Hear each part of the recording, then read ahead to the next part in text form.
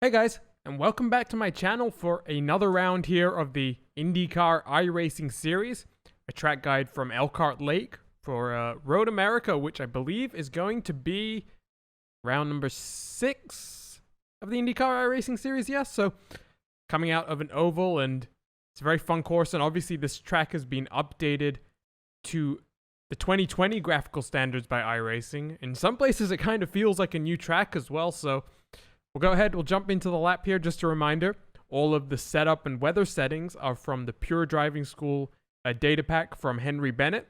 You can download the setup by subscribing to them and go ahead and try everything out. But without further ado, let's go ahead and take a look at the lap.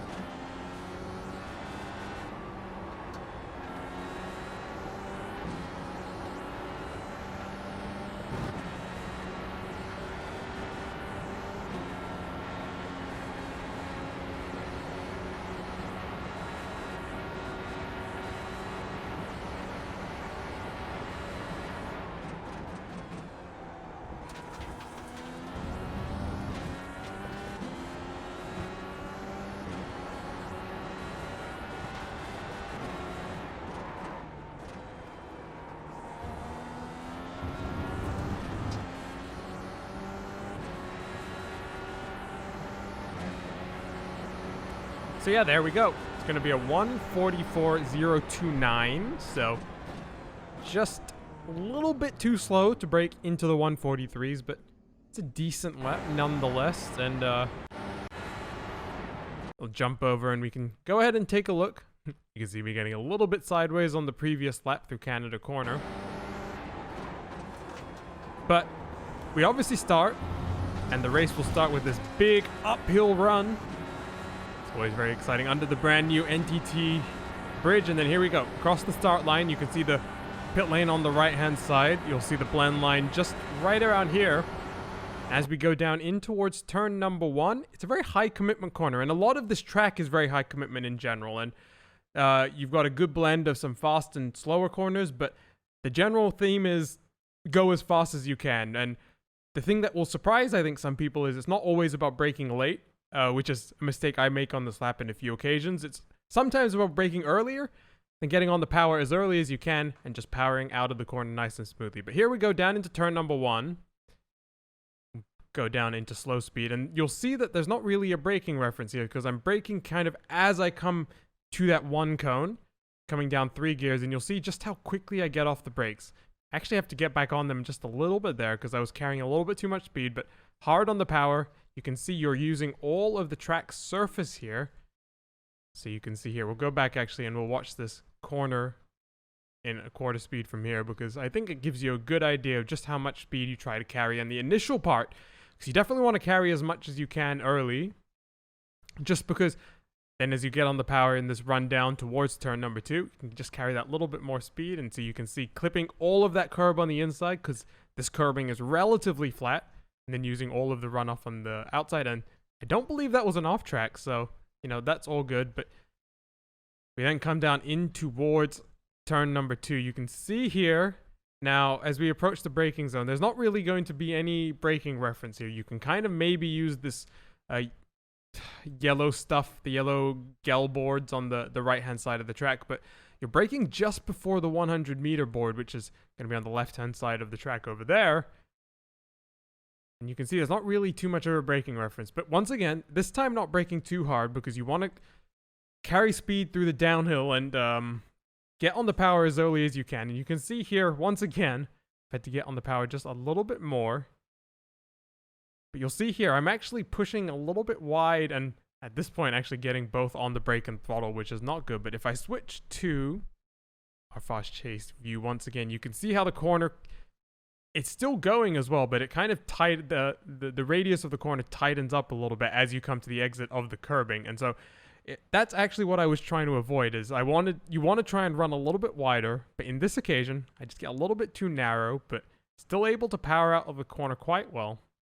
And then you'll notice on the exit here, I feel like before in the previous version, you could use a lot more of that runoff and then get away with riding that outside of the curb a lot more. So now it feels like that outside tarmac bit of the curb actually cuts in quite a lot quicker. So you don't really, there's no benefit to running it wide. And in the IndyCar, you probably actually lose more time than you would gain by doing that. So just maximizing the momentum through that corner, then down this back straight. And you're just trying to minimize the amount of distance you're traveling here, running all the way up to 12,000 RPM. Remember, the peak power is above 11,500 RPM. You come down into this braking zone, and this is a very tricky one. You're going to try and pick out your braking zone at the 200-meter board. And this is one of the corners where, even though this is downhill, you can actually reach 100% braking just for a little bit without locking up your tires at all. In this case, I don't actually reach that. You'll see I do get quite close. But here is one corner where you sustain the brake pressure quite a bit. And just because you're going downhill, it just helps slow the car that little bit more. Then you're going to look to spot your turn-in point, because you really want to try and clip the inside of this curb as much as possible. So we'll continue going in slow motion here. And you'll see here just how much I'm aiming to cut. And at this point, I'm actually 100% almost touching the grass. And in fact, there you can see from the shot, very close to touching the grass. But that's good, because you can see here, I picked up the throttle just a little bit after the apex. So the apex probably one of the red curb right behind where we are, that little bit of the curbing. So a little bit past the apex, so you could potentially get on the power a little bit sooner, but really need to power out smoothly, because I don't know if I get sideways here. You can see me being very patient at times, because the way I got up to 100% brake pressure, throttle, was waiting also for the steering to unload. So you can see that that's the gray data point, the data trace in that bottom right hand corner of your screen. So I basically didn't get all the way up to 100% throttle until I had completely unwound the wheel. The load had been, completely reset, and then feeling confident to push up the hill. But this is a very short run, but it's important because you can actually get past and have the opportunity to pass people here, because this is a very easy corner to make a mistake. So we then head under the Corvette Bridge, and you're going to pick your braking zone from the radical, I was trying to figure out what that is, the radical boards on the right-hand side. Braking just inside the first one is ideally where you're going to brake. And so you can see there, it's a very light braking application. And it's important here that you don't brake too hard and you don't shift down too early, because both those actions just upset the rear of the car coming over the crest here. That's going to send you spinning around, lose the rear all by yourself. But once again, you're going to turn in nice and early. You're going to try and cut all the curb. And we'll switch back to the... there we go. You switch back to the fast chase. Once again, just trying to use all the curbing here. It's very flat, so you can feel, for the most part, very confident in using it. And we'll continue going in slow motion. You'll see here, I actually ran a little bit wide. So if we zoom back just to the start of this segment once again.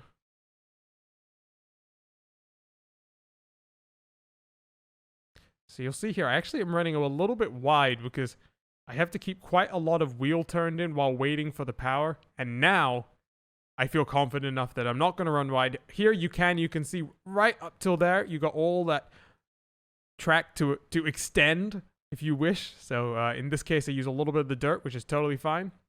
And you come down to this right-hand kink. And this is a flat-out kink. We'll stay in slow motion, though, because the turn-in point is important, because If you can avoid hitting the curbing on the right-hand side, you can actually get a lot just cleaner of a run. The car doesn't bounce. You can see I touch a little bit.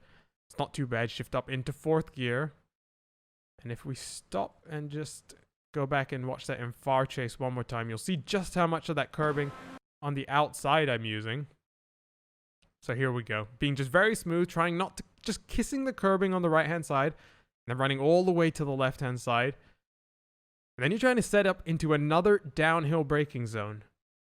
Your braking reference for this corner is going to be that 2 board, just a little bit before, if anything. So you'll see right here, hard on the brake right before we get to that 2. And this point, I am at 100% braking pressure, and you can see that trailing off is actually quite a lot, but I'm holding that little bit of brake for quite a while. And once again, powering off another 90-degree corner. It's a very common theme here at Road America. And then you power down to the carousel, and the carousel is very important because it's your run all the way down to Canada corner, and one of the places that you can potentially make a pass. So you can see here, just trying to send the car in. I felt the car really goes into the corner nicely. So you can see getting off the throttle almost immediately. That doesn't upset the car. And then I'm trying to pick up the throttle, and I try to pick up the throttle at the point at which I know I don't have to get back off it again, because that just upsets your momentum a little bit more. So you can see there, out of the throttle completely, steady on the steering, getting back a little bit early, if anything. You can see I had to get off just a little bit back to that initial point of preference, which is where I had dialed in that first little slam, which is important, and then up to 100%, and then down to the kink. Kink is flat, obviously. I mean, you're in an IndyCar. It's got downforce. It's lovely.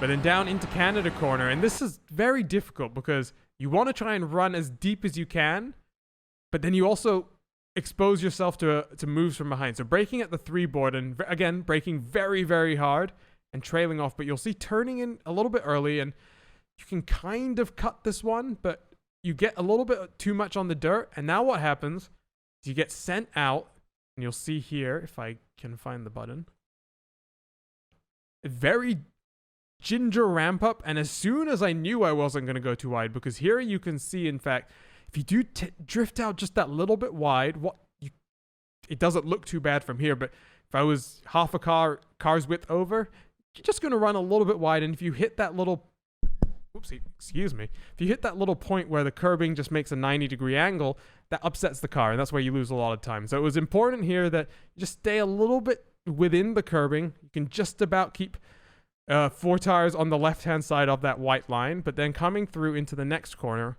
I found this one very difficult, actually, which is surprising because usually it's a flat-out kink. So if I jump onto the cockpit cam once again, so trying to set up on the right-hand side, you can see trying to get onto that curbing,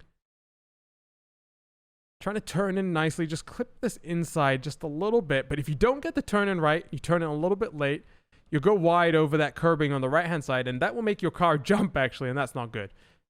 Now the last corner. This is a very difficult corner, and you can see here, you're actually braking just before you get to this almost change in track surface. So right before this, right under the bridge, right before this black surface, whichever you prefer in terms of a braking reference. But you'll see all the way on the left-hand side of the track, which is what you try and set up out of the previous corner. Again, a lot of braking pressure here, but you're just trying to set it up so you can roll as much speed through the corner as you can. And you'll see here, I'm just trying to keep the car on the brakes. If we scroll back just a little bit, we'll go back all the way here. You see what I'm doing is I'm trying to keep the car just turning a little bit more on the brakes as much as possible. So you can see here just trailing in a little bit more. I want the car to turn a bit more. And then as soon as I'm confident, that throttle input comes in because you're going to run all the way here to the outside. We'll jump back to the far chase view once again. So you'll see there all the way to the outside using all the track width there. And then you got the run all the way down to the start finish line. This wonderful little rise up the hill, which I love. You got the pit lane on your right. It's great. So yeah, that was your lap here at Road America. It's a fun one. I think that's for sure. It's definitely a good little challenge. Now the setup is very interesting, and obviously the setup has to compromise for a few different things here. I'll let the lap run in the background while I'm just talking through this, but turn down the volume actually. And there you can see one of the new additions to iRacing, the camera shake. But yeah, we'll run through. But The track temperature for the PDS weather, 51 degrees Celsius, which is very, very warm. I think the warmest I've ever seen at Road America, to be honest. And that obviously presents a few challenges, especially as you go later and later into the run, because for those of you who have driven a GT3 car on the older tire model, you'll know that that was very susceptible to sliding, compromising you for a few corners after each slide. And, that's very much the case here again. Something I did notice, though, is the rear end has a tendency to be a bit loose, both in the mid corner. So just as you're letting the car roll, a little bit of trail brake, a little bit of throttle, tendency to roll, and then it rotates a lot on throttle as well. So could potentially do something about that if you felt. But, other than that, it's a very comfortable setup. My best lap was a 144.029, which is the lap we showed, but my optimal is a 143. So there is definitely potential to do some very quick laps with this setup. It's quite loose and something you're going to have to drive with. You're going to have to figure out the best way to be smooth with it, because in these track temperatures, managing a tire is going to be important. It's only a 13 or 14 lap fuel window, so just there is potential. But yeah, that's about it. Hope you guys like that. If you have any questions or comments, pop that down in the description below. But yeah, just a reminder, IndyCar iRacing Series broadcasts are Friday, 1 p.m. PST, which I do believe, if I'm doing the math very quickly in my head, would be 8 p.m. GMT, so come and join us. But yeah, that will be it. That's a lap at Road America. Good luck to everyone in this week's IndyCar iRacing Series. Hope to see you on track, and yeah, have a good week.